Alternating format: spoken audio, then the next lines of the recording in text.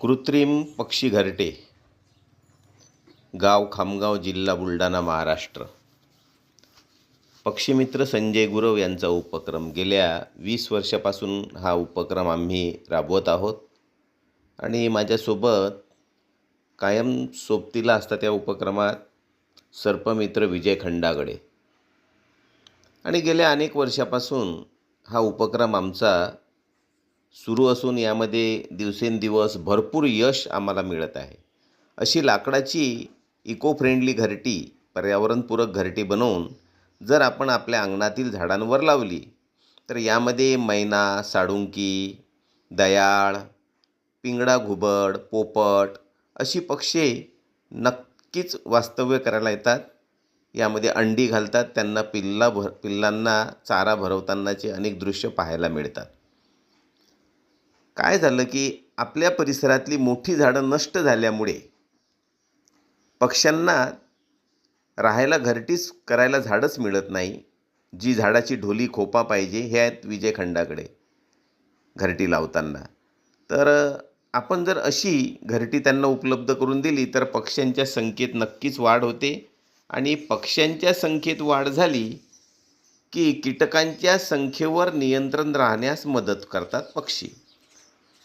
भरपूर मोठं कार्य हे पक्षी करीत असतात.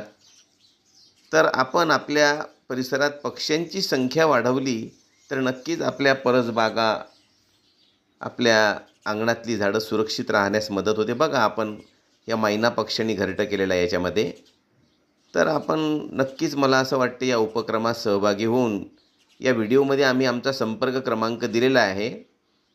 तुम्ही त्या संपर्क क्रमांकावर आम्हाला संपर्क करून या उपक्रमाची माहिती मिळवू शकता. अशी घरटीसुद्धा आपण प्राप्त करू शकता.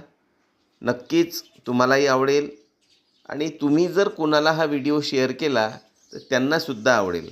आणि मला आशा हीच आहे की जास्तीत जास्त हा व्हिडिओ जर शेअर केला तर नक्कीच 100त 4-5 लोक असे निघतील की ज्यांना या विषयाबद्दल आपुलकी निर्माण होईल आणि ते सुद्धा आपल्या अंगणात अशी घरटी लावण्यासाठी उत्सुक राहतील आणि नक्कीच पक्ष्यांच्या संख्येत वाढ होईल. निसर्गमित्र आहात, वृक्षमित्र आहात, पक्षीमित्र आहेत तर नक्कीच या उपक्रमात सहभागी व्हा.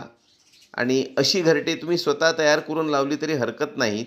आमच्याकडूनच घेतली पाहिजे असा अट्टाहासही नाही. हा व्हिडिओ फक्त याचकरता तयार करण्यात आला की आपण या उपक्रमात सहभागी झाले पाहिजे आणि जास्तीत जास्त या पक्ष्यांना आपण अशी घरटे उपलब्ध करून दिली पाहिजेत. आणि मला आशा आहे हा व्हिडिओ बघितल्यानंतर आपण नक्कीच या उपक्रमात सहभागी व्हाल.